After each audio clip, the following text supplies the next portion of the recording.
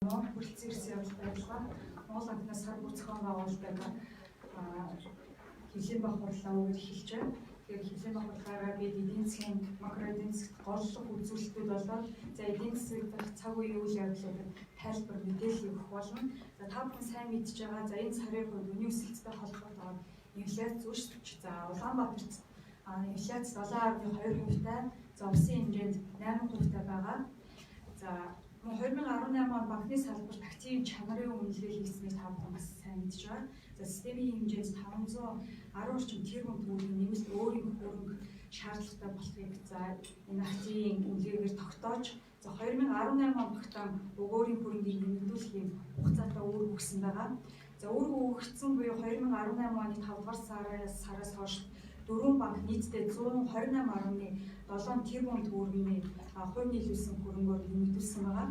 За энэ нь нэмэгдүүлэх шаардлагатай өөрийн хөрөнгийн 25.2% эзлээд байгаа маа. За энэ мэдээллүүдэд одоо бид дэлгэрэнгүй тайлбарыг өгнө. За хэмжээний хурлын уламжлал ёсоор эхлээд цаг үеийнхаа мэдээлэл өгчөө дараа нь бид та бүхэндээ макро эдийн засгийн голлог үзүүлэлтүүдийн талаарх статистик мэдээлэл өгөх болно. Ингээд зах зээлийн захирал банкны салбартаас активын үнэлгээтэй холбоотой мэдээлэл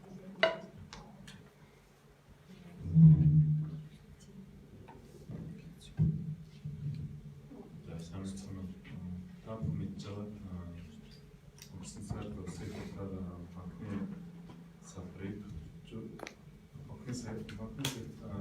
нөхцөл хууль батлагдсан байна. За энэ хуулийг ач холбогдолтоос одоодоо тайлбарлаж байсан. Тэд хамгаалж улмаа эдийн засгийг зээлжүүлж эдийн засгийг хангалттай оршиж байгаа. За энэ хуулийн бас нэг өөр зорилго бол банкуудын өөрийн хөрөнгийг нэмэгдүүлэх арга хэмжээ бол буян сектороос аль болох дайчлахыг бол зорж байгаа. Энэ хүрээнд бол бид бол одоо өнөөдрийн байдлаар Өвөн банкнаас бол өөрөөр нэмэгдүүлэх арга хэмжээ байгаа. За 100 гаруй тэрбум төгрөгөөр Өвөн банк өөрөөр нэмэгдүүлсэн байгаа. За ингээд энэ процесс цаашаа үргэлжлэх юм бол оны эцэст банкуд эзэн төрлийн ууранд бол нэмэгдүүлэх шаардлагатай байна.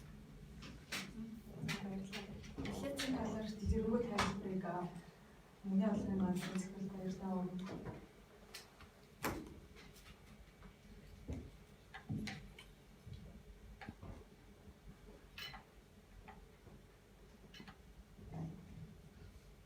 Тасаан та бүхэн мэдээ.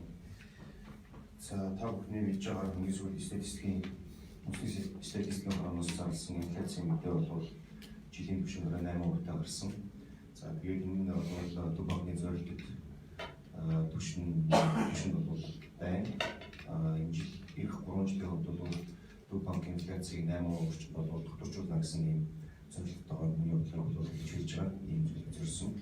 За тэгээд энэ инфляцийг дотор нь харах юм бол бас хэд хэдэн онцлог хүчин зүйлүүд байгаа. За энэ онцлог хүчин зүйлүүдийг ярихаас өмнө Төв банкны одоо төсөөлж байгаа таамаглаж байгаа инфляцийн түвшин бол өмнөх одоо өмнө удаагийн хуралдаар хэлцэгдсэн тоо та бүхэн дэргэжний сануулъя. Тэгэхээр энэ бол 2018 оны эцэст бол инфляцийн 7.1%-тай байна гэсэн ийм төсөөлөлтэй байгаа. За эх оны инфляцийн түвшин бол 6.8 орчим%-тай байна гэсэн ийм инфляцийн төсөөлөлт байгаа. За энэ утгаараа Төв банкын инфляц бол 8%, эх 3 жилийн туршид бол инфляцийн 8% орчим тодорчуулах гэсэн ийм бодлогын зорилго бол хангалтна гэсэн ийм хүлээлттэйгээр бодлого үйл ажиллагаагаар нөлөөлж хэрэгжүүлж байна.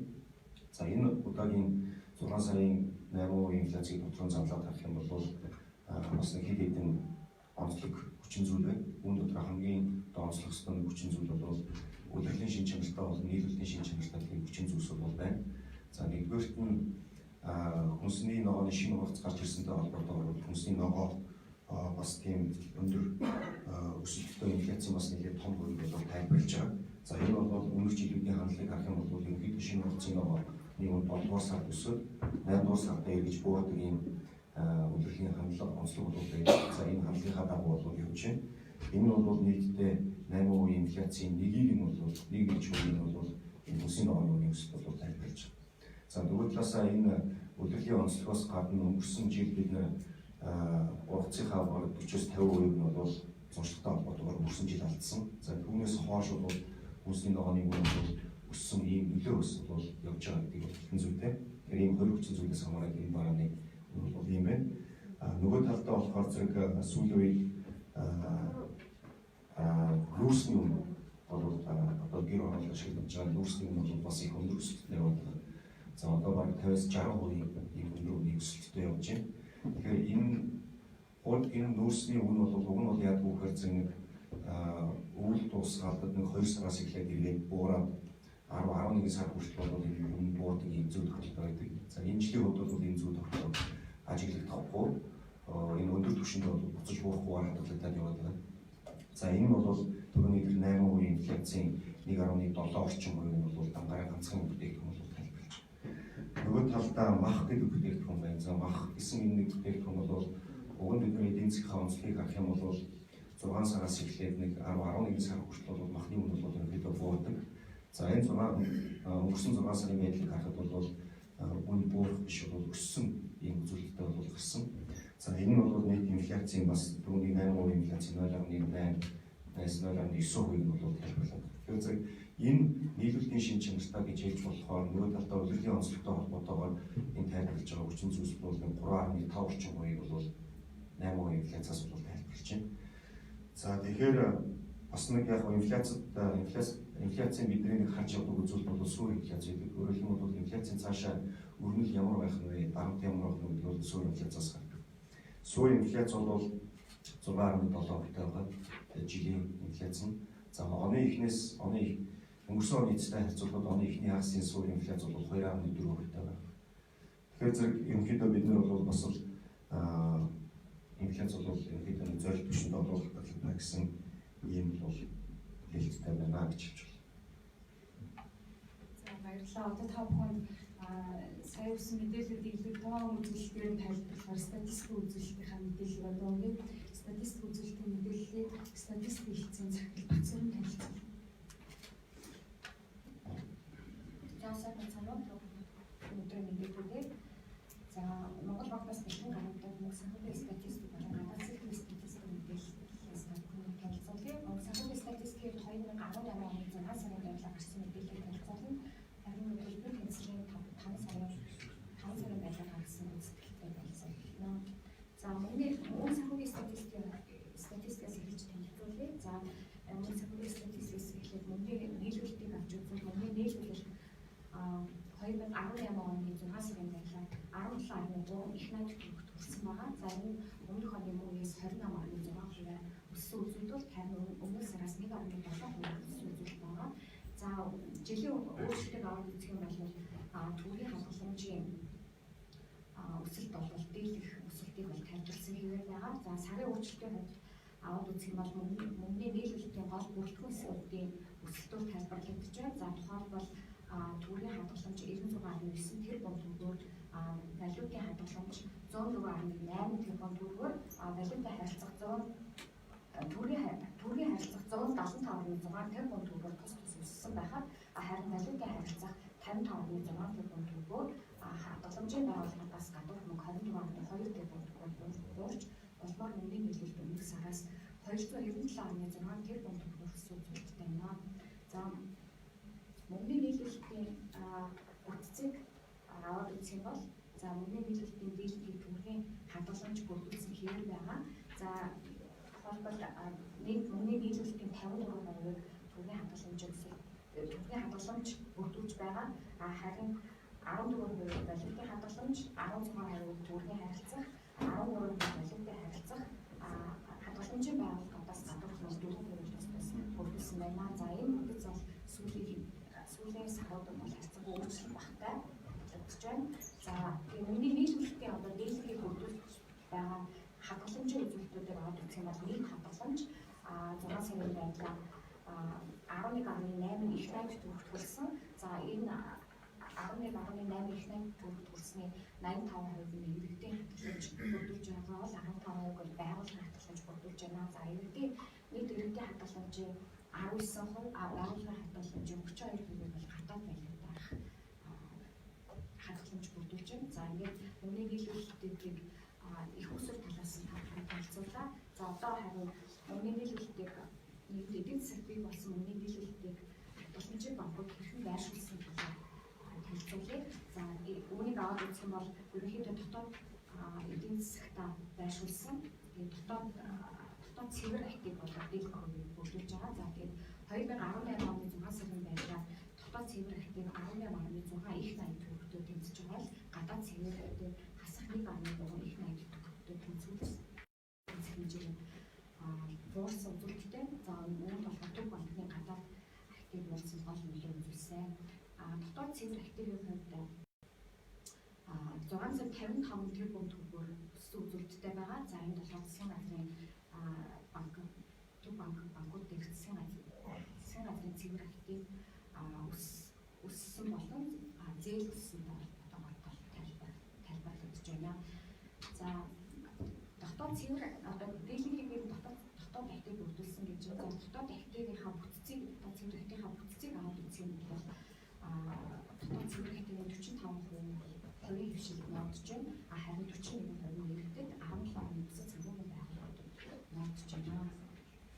За дараагийн статистик мэдээллийг тав хүн танилцуулъя. Энэ болохоор зээл хадгаламжийн бүхний мэдээллийг танилцуулъя. За зээлийн хувьд бол тухайн сард олгосон зээлийн түүний хувьд төгрөгөөр олгосон зээлийн хувьд 18% бүгд эженси төгрөгөөр олгосон байна. Харин валютын зээлийн хувьд жилийн 10.2% бүгдээр олгосон. За банкуд дээр байгаа зээлийн үлдэгдэл жинсэн аваад үзэх юм бол төргийн зээлийн хувьд 17.8% үлдэгдэл байгаа бол валютын зээлийн хувьд 10.7% байна. За хадгаламжийн зээлийн хадгаламжийн бүхний хувьд аваад үзэх бол тухайн сард банкуд татсан нийт хадгаламж дунджаар 10.8% төлсөн байна. За харин энэ бол төгрөгийн хадгаламжийн хувьд валютын хадгаламжийн хувьд бол 5.6% байна. За мөн банкуд байгаа нийт хадгаламжийн үлдэгдэлтийн жимэд аваад үзэх юм бол төгрөгийн хадгаламжийн хувьд 12.6% төлсөн. Харин валютын хадгаламжийн 5.2% хүүтэй энэ хадгаламжийг хүргэсэн байна.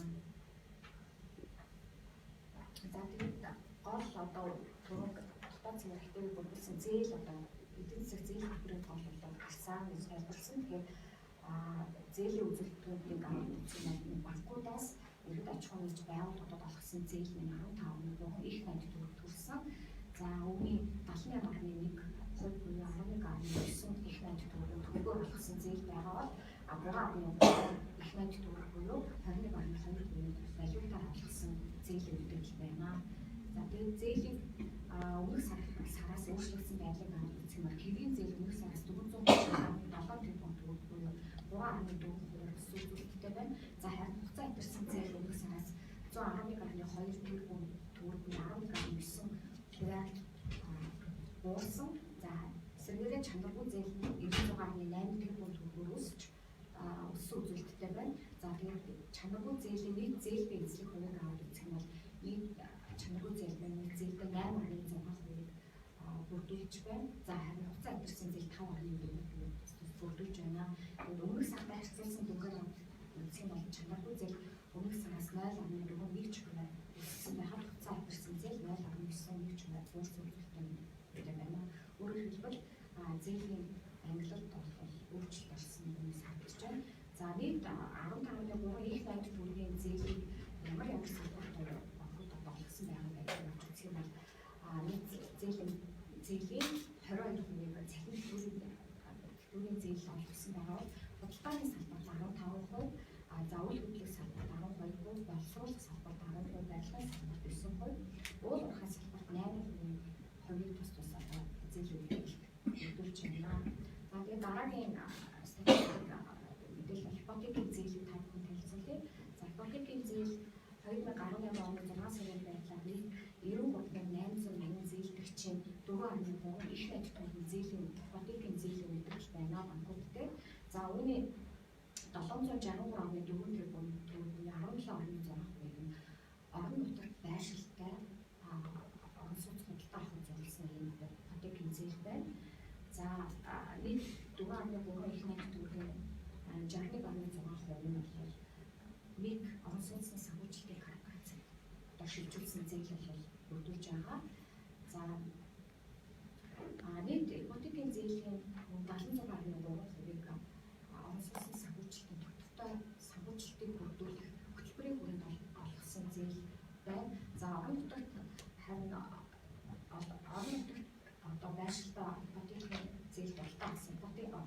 Гэхдээ онц судалгаа бас ипотекийн зээлийн 78.8% тус хөтөлбөрийн хүрээнд болсон зээл байна. За тэгээд ипотекийн зээлийг одоо чанарын ангиллаар аваад үзэх юм бол нийт ипотекийн зээлийн 96.2% нь хэвийн ангилалтай, харилцаа ирсэн зээл 2%, чанаргүй зээл 1.8% бүрдүүлж байна. За орон нутгийн хувьд авч үзэх юм бол тухайн орон нутгийн байршилтай онц судалгаас ипотекийн зээлийн 98.4% нь хэвийн ангилалтай танигдсан хэвээр байна. Харин 0.7% зарчсан 0.9% чанаргүй гэсэн ангилалт санагдсан байна. За ипотекийн зээлд бол тухайн сард 842 зээлэгчид 82 тэрбум төгрөгийн зээлийг олгосон байна. За үүний 42% нь хөтөлбөрийн хүрээнд 58% нь банкуудын өөрийн олгосон зээл бүрдүүлж байна. За нийт одоо тухайн сард олгосон зээлийн 15.5% нь орон нутгийн банкуудын салбараас олгосон зээл бүрдүүлж байгаа. За тэгээд нийт ипотекийн зээлийн үлдэгдэлд одоо ямар хэмжээтэй онцгой судалгаа авсан бэ гэж харилцуулахад нийт ипотекийн зээлийн үлдэгдэл 38.1% нь 40-60 метр квадрат талбай бохор онцгой залхуу зориулагдсан. Харин 28.9% нь 60-аас 80 метр квадрат, 23.6% нь 40 метр квадратаас бага талбай бохор онцгой зарцуулагдсан байна. За тэгээд гадаад секторын статистикийн одоогийн байдлаар төлбөрийн эзлэх 5 сарын статистик мэдээлэл гарсан байна. За төлбөрийн эзлэх статистик мэдээлэл бол салбар хэмжээний данс сая эхний 5 сарын байдлаар 416.1 сая долларын алдагдлалтай гарсан. Санхүүгийн дансны тэнцэл 430.5 сая долларын ашигтай гарсан байна. За үүнийг одоо задлах гэж үзэх бол багааны дансны хувьд 528.2 сая долларын ашигтай гарсан байна. За үүнийг задлаа тайлбарлах юм бол экспорт төлбөрийн тэнцлийн ашиглах болсон экспорт өмнөх оны мөнгөнөөс 14%, 333 сая доллараар өсч 2 тэрбум 686 сая доллар хүрсэн.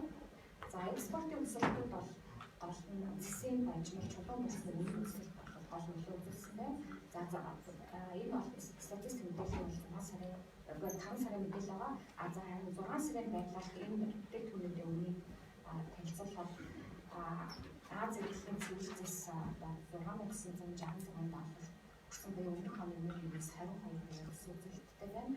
За чулуун бүсний хилийн үнэ 77 доллар хүрч өмнөх оны мөнгөнөөс 15% өсөлттэй байна. За импортын хувьд аваад үзэхэд төлбөрийн эзлэх тооцсон аргачлалаар тооцоход эхний 5 сарын байдлаар 2 тэрбум 157 сая доллар хүрсэн. Өмнөх оны мөнгөнөөс 43% үзүүлэлттэй.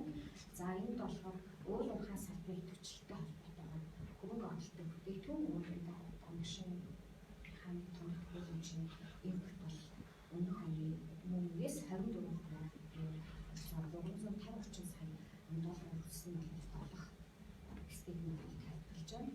За ингээд багааны улмаар одоо багааны дансны тэнцэл 528 сая доллар хүрсэн. Тэгээд энэ өнгөрсөн оны мөнгөнөөс 316 сая доллар буурсан. Энэ нь болохоор импортын гүйцэтгэл нь экспортынхаа гүйцэтгэлээс илүү хурдтай өсснөөс хамаарсан байна.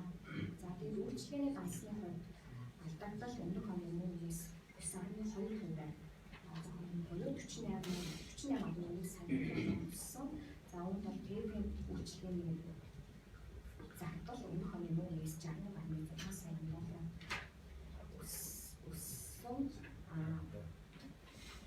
өссөн бол за тээврийн үйлчлэгээний экспорт явуулсан 24.4 сая доллар өссөн байна. За санхүүгийн үйлчлэгээний хувьд орлого 11.6 сая доллар буурсан. За харин зардлын 6.6 сая доллар буурсан. За улмаар нэг үйлчлэгээний дансны тайлбарлагдаж байна.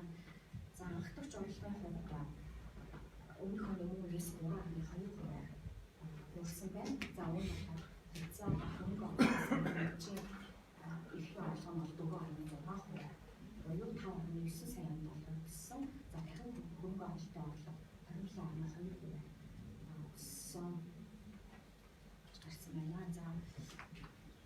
санхүүгийн дасгийн хувьд санхүүгийн дассан 430.6 сая долларын ашигтай гарсан байна. За энэ өөрөөр хэлбэл Монгол улсын гадаад үр дүнг өссөн талыг харж байна. За шууд хөрөнгө оруулалт тайлбар хугацаанд бол цэвэр дүнгээр 643.6 сая долларын гадаадын шууд хөрөнгө оруулалт орж ирсэн. За энэ оны мөрөөс 297 сая доллар үзүүлэлт. За энэ болохоор Монгол улсын орсон шууд хөрөнгө оруулалтын дийлэнх хэсгийг уул уурхаас орсон шууд хөрөнгө оруулалт бүрдүүлж байгаа. За багцын хөрөнгө оруулалтын хувьд энэ 5 сарын байдлаар нийт тэнцэл 333 сая долларын бүрдүүлэлттэй гарсан. За энэ засгийн газрын гадаадын бондын эзэн төлсөн байгаа. За бусад хөрөнгө оруулалтын хувьд 121.5 сая долларын ашигтай гарсан. За энэ нь өнгөрсөн оны мөрөөс 250.1 сая доллар сайжирсан үйлдэл байна.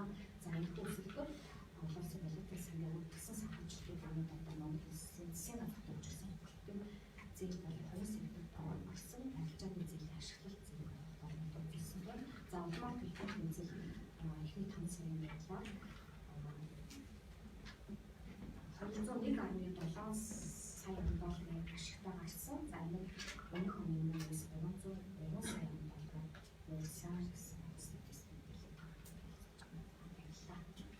За одоо асуулт хариулт хэсэг орно. Сэтгүүлчид микрофон дээр өөрийнхөө нэр байгууллагын танилцуулгыг асуултаа тавина. Асуултаа нэг хүссэн авчаад хариултаа өгнө.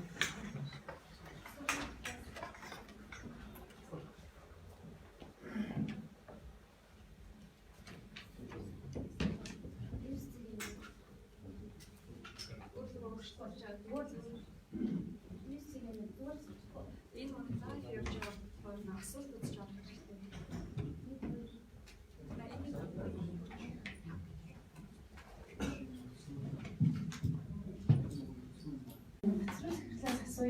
Арилжааны банкудад ипотекийн зээл олгох юу олдохгүй гэсэн эрдэнэ онол өнгөрсөн жилээс хойш явж байгаа.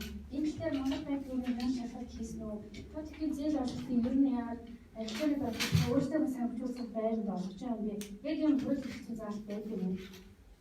За өөр асуулт байна уу? Өөрийн танилцуулга парламент төлөөд тэгэхээр инфляцийн өсөлт 8% байна гэдэг ярьж байна. Тэгээд одоо 10 дугаар сараас реал багшийн цалин өсөлт нэмэгдэх инфляцийн түвшинд 2% нэмэгдэнэ гэж байна. Энэ магадгүй эх саруудад цалин өсөлт нэмэгдсэнтэй холбоотой инфляци өсөх магадлал анзаарэгдэж байна. Мөн цалин өсөлтийн нэмэгдэл Монгол банкны мөнгөний нийлүүлэлтэнд нөлөөлөх вэ? Засгийн газрын билээс одоо баяр дахь хоёр асуулт байна. Монгол банкнаас нөгөө Эрдэнэсийн сан Хэрмэн хатыг Эрдэнэсийн сан гэдэг аяа явуулж байгаа. Тэр аяны хүрд явах байгаа алтын шалтын яв центрээр мэдээлэл өгөөч. Дээр нь төлбөрийн цэлшигтэй гарсны эргээд валютын ханш дээр ямар өөрчлөлт явж ирсэн бэ? Энэ талаар мэдээлэл өгнө. Валютын үнцээр хэдтэй байна вэ? Одоогийн байдлаар хэлэх.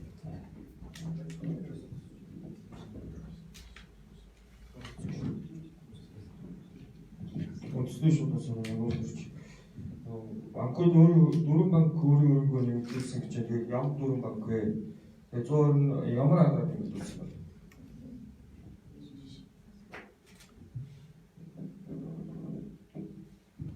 Замын агентлаг аймаг заяа.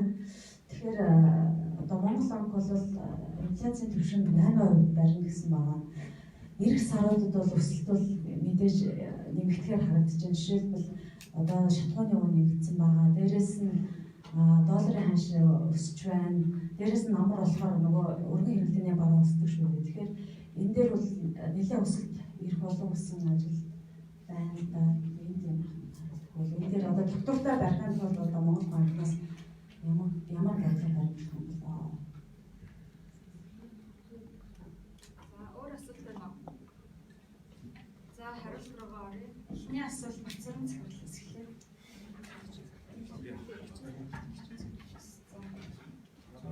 За тавны юм зүйлийг ипотекийн хөтөлбөрт бол асуусан асуулт нь. За Монгол банкнаас сар болгон ипотекийн санхүүжилт 16 тэрбум төгрөг. Сангийн яамнаас улирал бүр 30 тэрбум төгрөг, сар бүр 10 тэрбум төгрөг ипотекийн санхүүжилт болгож байна. насын байдлаар сангийн насны 60 тэрбум төгрөгийг ипотекийн санхүүжилтэнд Монгол банк насны 6 сарын байдлаар 96 тэрбум төгрөгийг ипотекийн санхүүжилтэнд олгосон байгаа. За арилжааны банкуд өөрсдийнхөө байрцагчийн барьсан байдлаас одоо ипотекийн зээл авах тийм шаардлага тавьж ирсэн байна. Монгол банкны хувьд бол одоо Монгол банкны ипотекийн санхүүжилтийн журам за ипотекийн журам болон нэг компаниас тавьсан одоо улдаалга зээлийн багцтай шалгууруудыг хангасан одоо харилцагчийн зээлийг бол олох тийм шаардлага байдаг. Яг тухайн банк өөрийнхөө зээлийн эрсдлийг одоо хариуцаад энэ цаашид үнцаарчуулсан дараа үнцаас эзэмшиж шилжиж байгаа учраас Монгол банкны одоо энэ зээлдэгчид 5 хүн зээл болов энэ байранд зээл олох гэсэн тийм шаардлага байдаг. Энэ нэргээд одоо нөгөө ипотекийн хөтөлбөрийн хэрэгжилтэн зургууд нөлөөлөх учраас яг зээлхэн шалгуур шаардлагыг бол банкуд өөрсдөө хэрэгжүүлж байгаа. Монгол банкны зүгээс яг энэ ипотекийн хөтөлбөртөө холбогдуулаад банкудад шалгалт хийхээр бол ярилцж байгаа.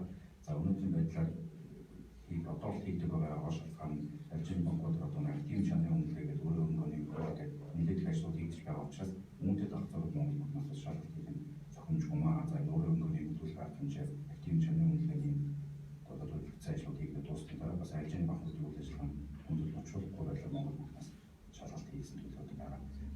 Санхүүжилт бол яг зохисон одоо нөгөө эдийн засгад төгссөн хэмжээндээ сангийн хамтад төгссөн хэмжээнд Монгол банкнаас санхүүжилт олгоод явж байгаа. За энэ оны 9 сарын сүүлээр бид нар ипотекийн хөтөлбөрийг засгийн газар шилжүүлэх талаар төлөвлөгөө оруулах ёстой. За энэ хөтөлбөрийн дээр үндэслээд 2019 оны 1 сарын 1-ээс хөтөлбөрийг бид засгийн газар шилжүүлэхээр төлөвлөж явж байгаа. Алтайнтай холбоотой хэрэгжилт. За бид үргэлжлүүлээд бус асуудлуудыг бас хариулчих. Монгол банкнаас 2018 оны 5 дугаар сараас 10 дугаар сарын дуустал орныхоо алтыг эрдэнэсийн самтаа гэсэн байныг хэрэгжүүлээд явж байгаа. За та бүхэн сайн мэдж байгаа бох. Аливаа улсын гадаад улиралын нөөцийн тухайн улсын үндэсний мөнгөнд тэмдэгтийн баталгаа болж байдаг. За Монгол улсын хувьд бол алт тушаалт нөөцийг бүрдүүлэхэд маш чухал үр нөлөөтэй байгаа. Өнгөрсөн он гэхэд Монгол банк 20 тонн болтож авч нөөцийг 700 гаруй сая доллараар нэмэгдүүлсэн байна. За энэ өнгөрсөн онд гаргасан энэ хонжлыг бид нэр өнгөрсөн он зохион байгуулсан бас нэг аянтайгаар ихэд нөлөөлж үзэж байгаа. Өнгөрсөн онд Монгол алт тушаалыг 2 сарын хугацаанд зохион байгуулж ард иргэдэд Монгол банкны алт холдоо үйл ажиллагаа заалтыг алтан Монгол банк эрдэнэсийн самдаа бодлосноор эднэсд ямар чухал нөлөө үзүүлэх талаар судалж ажилласан байгаа. За үүний хувьд өнгөрсөн онд Монгол банк 20 тонн бодлож авсан. За энэ оны өнгөрсөн оны амжилтыг дагуулan биелүүлэхэд болж өгвөл 20 гаруй ахиулъя гэсэн зорилттой ажиллаж байгаа. За энэ ажлынхаа хүрээнд бид нэр нийтэн 5 сарын хугацаанд эх орны хаалтыг эрдэнэсийн самдаа зохион байгуулаад ажиллаж байна. За энэ аяны хүрээнд бид нар за олон нийтэд чиглэсэн олон хэмжээ авч ажиллагаа ажиллаж байна. Энэ одоо Монгол банкны алт худалдан авах ажиллагаа за алтыг Монгол банкнд худалдаснаар эдийн засгт ямар хэрэг үүрэг ажиллаж авчдаг. За нөөцийг нэмэгдүүлэх ямар чухал нөлөөтэй энэ нэргээд үндэсний мөнгөнд тэмдэгтийг тогтворжуулах за үндэсний мөнгөнд тэмдэгтийн баталгаа болох ямар чухал нөлөөтэй талаар ард иргэдэд таниулж ажиллаж байгаа. За нөгөө талаас Монгол банкны хувьд алтны сөрцийн лабораторийг үндэстнээр дэмжлэгдсэн газар сөрцийн алтын асар таамаг Баян Монголд ахуул ангилт байгуулах. За ингээд сөрцийн лаборатори байгуулсан дараа эдгээр аймагуудад алтыг шууд олон дахин мөнгөлтөнд авдаг болохоор ажиллаж байгаа. За Монгол банкнаас тодорхой ажлууд хийгээд энэ оны 9 сарын сүүлд гэхэд ер нь бол хоёр сөрцийн лабораторийг Баян Монголд ахуул ангилт байгуулах. За сөрцийн лаборатори байгуулсан дараа орон нутгад салбар хэлцээр дамжуулаад алтыг шууд орон нутгад нөлөөлж авах төлөвлөлөд ажиллаж байна. Ингэснээр одоо алт тушаалт нийтлэлд ягсдаг олон шат дамжлага ажиллах. За алт үйлдвэрлэгчид шууд тухайн улсын зах зээлийн баталгаа олгох энэ боломжтой болохоор байгаа. За өөр бусад хийхээр ажиллаж байгаа хийхэд болж байгаа ажлууд нь алт үйлдвэрлэгчдийн зүгээс тавигдсан нэг шаардлага за бид нар одоо санхүүжилтийн зарлалыг бууруулах бас тодорхой хэмжээгээр хөндлөлөөсөө байсан санал шүүмжлэх Монгол банк байхад үлдээ. Энэ талаар Монгол банкнаас зохицуулагч байгууллагууд ямар арга хэмжээ авах талаас судалж холбох асуудал ажиллаж байгаа. За энэ ажлын үр дүн бас одоо үйлдвэрлэгчдийн санхүүжилтийн зарлалаа бууруулах за арилжааны банкнаас зээл авах тавигддаг зарим төлөвлөлүүд нь ажиллах гэсэн тэдний ажил гэсэн зорилготой ажиллаж байна. За өөр нэг ажил нь 2019 оны 1 сарын 1-ээс Монгол банк болон Монгол банкнаас ирэх боловс арилжааны банкнд худалдсан ашигт нутгийн нөөц ашиглалтын батал 2.5 байгаа дуусрах болно.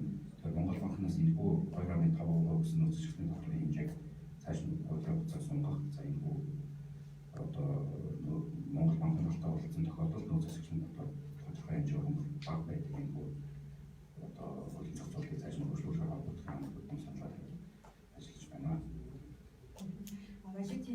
өнөөдрийн байдлаар ямар хэмжээндээ гэдэг асуулт тавьсан. За хавхан сая манай хөтөлбөрийн захирлын танилцуулгаас сонслоо 2018 оны 5 сарын байдлаар төлбөрийн тэнцэл 200 сая долларын ашиг гаргасан байгаа. За бидний одоо 2018 оны төсөл хүртэл төсөөлөл бол төлбөрийн тэнцэл 300-аас 400 сая долларын ашиг гаргасан тооцоолол байгаа. За валютын сангийн ажлын хэсэг Монгол улсад ирсэн ажиллаж байгаа. Нөгөө одоо ажлын хэсгийн ажил дуусаад валютын сангийн захиалгын зөвлөлт Монгол банкны дараагийн шатны үнэлгээ дуусгах 47 сая доллар, за мөн 12 сая 47 сая доллар. Дээрээс нь валютын сантай хамтраад өөр төссөн санхүүжилтүүд хамтарч орсон их юм JICA гэдэг байгууллага. JICA зэрэг байгууллагаас одоо валютын санхүүжилт орж ирэх юм бол тодорхой хэмжээний нөөцийн бизнес үлээлттэй байгаа. За Монгол банкнаас нөөцийг 2 саяын сарын зөвлөлтөөр зорилдог байгаа. 2018 оны 5 сарын сүүлийн байдлаар нөөц нь 3.2 тэрбум доллар байгаа. За манай улсын хувьд бол энэ оны эхний хагасны байдлаар нөөцөөс нэлээд хэмжээний төлбөрүүд хийгдсэн. 5 хүн сайн гэж байгаа. Дэмсэн бондын төлбөрүүд засгийн газрын одоо нөгөө гадаад санхүүжилтийн хууны төлбөрүүд мөн хийгдсэн байна. Тэгээ энэ бүх төлбөрүүдийг хийсний дараа нөөцийн хайрцаг боонд төвчтэй байгаа. За цаашид ер нь одоо 2020 он дуустал 20 он хүртэл одоо засгийн газрын том хэмжээний төлбөрүүд байх байгаа. Тэгэхээр нөөцийн цааш тодорхой өснө гэсэн юм байна. За баярлалаа. Инфляцтай холбоотой асуулт үзүүлэлтгээд Мөнгөний хангалтын газрын захирал баярлалаа тайлбар.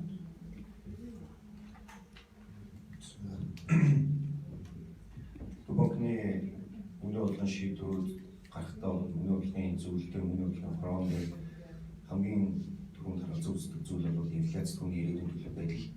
Тэр зэрэг энэ өөрөө та бүхэн мэдж байгаа юм гэж бодлоо. Тэр зэрэг иргэдийн нэрсэн орлого, нэрсэн цалин өсөд тэр нь бодит яг худалдаа авч чадварыг нэмэгдүүлэхийн тулд бол инфляц руу зохистой түвшинд хадгалагдчихэж энэ өөрөө иргэдийн амжиргаанд бодит худалдаа авч чадварыг нэмэгдүүлж худалдаа баримтаа тоо хэмжээг нэмэгдүүлэх ёстой гэдэг агуулгаараа нэгдүгээр чухал байдаг. За хоёрдугаарт нь өөрөө эдийн засгийн ирээдүйн төлөв байдал тогтвортой байх үгүй юу гэдгийг төрүүлж бид нар тохиолж идэг ийм зүйл. Тэгээд энэ инфляц дотроосоо бид яг эдийн засгийн ирээдүйн төлөв байдал дээр ямар дарамт байна уу, доошо эдийн засаг унах гад энэ үхийг бидний хүлээгээгүй түвшинд өндөр хугацаар өсгөх энэ гэдэг мэдээлэл бол бид нар инфляц дээрээс яг тэр сүр дарамт гэдгийг одоо харж иж тооцож иж бол энийг хардаг. Түрүү би та бүхэнд сүр инфляц 6.7%, оны эхнээс 2.4%-тай байгаа гэдэг нь бол тийм учраас бол хэлсэн том байна. За тэгээд цаашдаа бол мөнгөний болгон шийдвэр гаргахдаа мөн ялгаахгүй дундах хугацааны эдийн засгийн тогтвортой байдлыг хангах хэрэгцүүлэхгүй байх ийм бодлогын шийдвэрүүд бол энийг харгалзан үзэж гарна. За энийг бид нэр тохиолж идэх хамгийн чухал зүйл бол инфляц юм аа гэдэг бол дахиад эдгээр инфляцийг бол бид харгалзан үзэж шийдвэр цаашаа болгох юм аа. Дөрөв асуултанд ирсэн инфляц цаашдаа ингээд нэмэгдэх юм шүү, өөрөлдөөний бараа нэм өсөх юм шүү гэдэг. За энэ хүчин зүйлийг бол харгалзаад оны эцэст бол инфляц 7.1%-тай ирэх онд 6.8%-тай байгаа юм төсөөлөлтэй байгаа. За энэ дотор бол бид нар одоо хамгийн том тодорхой ус байдал бол түрүүний сэтгүүлч асуусан энэ бензиний үнийн төлөв байдал цаашдаа яах вэ гэдэг бол мэдээж бас тодорхой ус байдлын нэг хэсэг. За дээрэс нь төлбөрийн тэнцэлтэй уялдаад валютын ханшийн төлөв байдал яах вэ гэдэг энэ хоёр зүйл бол яхаар тодорхой ус байдал мөн. За энэ инфляцийн төсөөллийг боловсруулахдаа бол бензиний үнийн бол нэг тодорхой түвшинд бол өснө гэсэн ийм төсөөллийг бол авч үзээд оруулсан бол тооцоо хийж байгаа. За дээрэс нь валютын ханш харьцангуй тогтвортой байх болов гэсэн ийм төсөөллийг бол бас оруулсан байна. За нөгөө талаас энэ инфляцтай холбогдуулаад нийгэмд яригдж байгаа цалингийн өсөлтийн талаар бол асуусан. За цалин гэдэг бол өөрөө нэг талаасаа орлого, нөгөө талаасаа бизнес эрхэлж байгаа хүмүүсийн хувьд бол зардлын үзүүлэлт байдаг. Тэгэхээр энэ бол инфляцид нөлөөтэй ийм хоёр сууг бол энэ цалинтай холбоотой яригддаг. Сая нийлэлтийн бол нийлэлтийн. Тэгэхээр зэрэг ийм цалингийн өсөлт одоо яригдж байгаа нэг 8 инфляцтай уялдуулаад нэг 8% ч юм уу 7% ч юм уу тийм нэг 10 орчим хувийн цалингийн өсөлт төрийн албан агчийн хувьд бол яригдж байгаа. За энэ бол өөрөө тийм айхтар эргэлтийн том дарамтыг бол бий болохгүй гэж бол харж байна. Яг үгээр зэрэг инфляцийн түвшин бол одоо 8%-тай байгаа энэ тохиолдолд зөвхөн тэр инфляцаар идэгдээд байгаа орлогын түвшин буцааж нөхөх хэмжээний нэрсэн цалингийн өсөлтийн тухай бол ингэ ярьж байгаа. За нөгөө талдаа бид нар харах юм бол 2017 оноос эхлээд өрхийн нэрсэн орлого, нэрсэн цалин бол үндэсний статистикийн хороо бол нэмэгдэж бол гарч ирж байгаа. За энэ бол ихэнхдээ өөрийн секторт ажиллаж байгаа хүмүүсийн цалин орлогын өсөлтөөр бол тайлбарлагдана. Өөрөөр хэлбэл 2012 оноос хойш бараг төрийн албан ажлын цалин бол цацсан яваа шүү. 2014 онд нэг жоох өссөн. Тэгэхээр зэрэг тэрнээс хойш инфляц жил болгон хэдэн хувьтай явж ирв. Валютын ханш хэдэн хувиар сул руу гэж бодох юм бол үнэхээр нэгдлийн энэ бодит орлого бол үнэхээр хэцүү түвшинд бол хүрсэн байна. Тэгэхээр зэрэг өнөөдрийн 8-10%-ийн цалингийн өсөлт бол үнэндээ тэр хүмүүсийн удаачлалын дөрөлтөй харьцуулахад бол юу ч. За тэгэхээр цаашдаа бидний бодлогын түвшинд анхаарч явах хэрэгтэй. За засаг талаас одоо хамгийн том анхаарах хэрэгтэй, хувийн сектор талаас хамгийн их анхаарах хэрэгтэй нэг зүйл юу гэхээр зэрэг энэ цалингийн өсөлт өөрөө цаашаа үйлдвэрлэлийн тэр зардлын суугаар дамжаад үйлдвэрлэлийн зардлыг өсгөө тэрийгэ бараа бүтээгдэхүүний үнэ шингээдэг ийм зүйл болж хувирахгүй тул хамгийн түрүүнд анхаарах хэрэгтэй зүйл бол бүтээмжийн өсөлт. Энэ эдийн засгт байгаа техник технологийн яригдаад байгаа техник технологийн дэвшилийг ашиглаад энэ бүтээмж нэмэгдэж явах юм бол энэ цалингийн өсөлт өөрөө эдийн засгт нийгэмд үнийн өсөлт болж бол үнийн дарамт болж бол ажиглагдахгүй. Тэгэхээр зэрэг ерөөсөө хувийн сектор талаасаач тэр төрийн сектор талаасаач тэр аливаа нэг хөдөлмөрийг шинээр худалдаж авах эсвэл цалингийн нэмэх энэ тохиолдолд бол өөрөө энэ бүтээмж өөрөө түүнээс илүү цалингаас илүүтэйгээр бүтээмж өөрөө нэмэгдэж энэ үнийн дарамтгүй нэг талаасаа аж ахуйн нэгжийнхэн бизнес эрхэлж байгаа үнийн ашигч нэмэгдэн тэнд ажиллаж байгаа ажилтны цалинч үнийн дарамтгүйгээр нэмэгдэх юм боломжийг олгох юм. За Монгол улсын хувьд бол энэ цалингийн түвшин үнэхээр бага. За энэ бус орны статистиктэй харьцуулах юм бол харагддаг. Тухайлх юм бол Монгол улс бий болж байгаа нийт орлогын одоо хөлбөмбөгийн орлого гэдэг зүйл рүү байрлаж байгаа орлого бол ерөөсөө нэг 20-25% тал байна. Өөрөөр хэлбэл нийт бий болж байгаа үйлдвэрлэлийн өртгийн нэмэг өртгийн ерөөсөө 20-25% цалин болж ирэх хөдөлмөр дээр бол очиж байсан. Тэгэхээр энэ бол цаашаа бол нэмэгдэх ёстой. Цаашаа нэмэгдэхдээ бүтээмжид давхар сайжруулах энэ техник технологи сайжруулах замаар явах юм бол илүү өрөө хүчтэй байна гэсэн зүйл. За баярлалаа. Үндэсний шүүхийн санамаас өөрийн хөрөнгөний дутагдaltaй банкуудыг нэрлэнэ гэж хүссэн.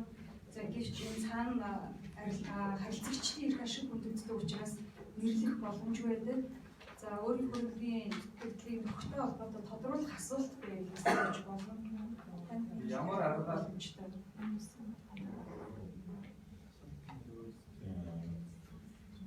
банкуд өөрөө хөрөнгө бол мөнгө хөрөнгөөр нэмэгдэх байна. Мөнгө хөрөнгөний гал хүүсрэг бол хууч өргөн заасны даваа шалгаж эсний үр дүнд бол мөнгө хөрөнгөөр За өөр тодруулах асуулт бол хэвлээ өглөөгөр өнгөрлөе.